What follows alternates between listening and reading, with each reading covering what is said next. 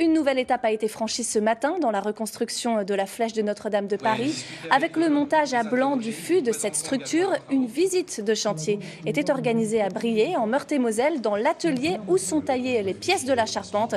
Et à cette occasion, le général Georges Lin, qui dirige l'établissement public chargé de la reconstruction de la cathédrale, a pu s'entretenir avec les ouvriers et s'assurer de la bonne avancée des travaux.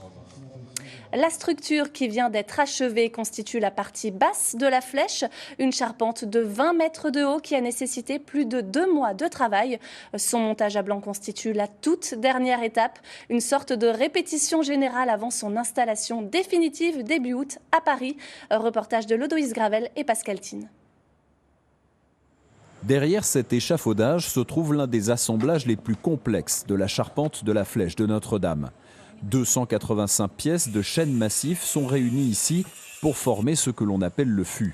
Une structure octogonale unique qui constitue la partie basse du chef-d'œuvre imaginé par Viollet-le-Duc. Cet élément qui est assemblé derrière moi, il correspond à un seul quart de la flèche. Donc on a un seul poinçon qui est la pièce centrale en plein milieu qui aujourd'hui fait 14 mètres de haut. La structure qu'on voit derrière moi, elle en fait 16 en tout puisque les poteaux dépassent un peu ce poinçon. Et ce poteau central qu'on appelle poinçon, il y en a 4 les uns au-dessus des autres. Donc il faut imaginer qu'à la fin, on en a 60 mètres derrière moi pour avoir la flèche en entier.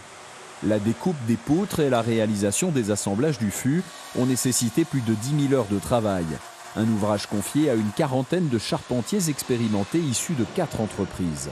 Tous travaillent ici depuis le début de l'année 2023 et s'inscrivent avec humilité dans les pas des ouvriers du 19e siècle. C'est un travail d'atelier qui nous a pris un petit peu plus de 2 mois. On est en train de faire le montage à blanc, donc c'est une vraie répétition de ce qu'on va faire sur le chantier. Et on va ensuite commencer à poser le fût à partir de début août, on va dire, jusqu'à mi-septembre.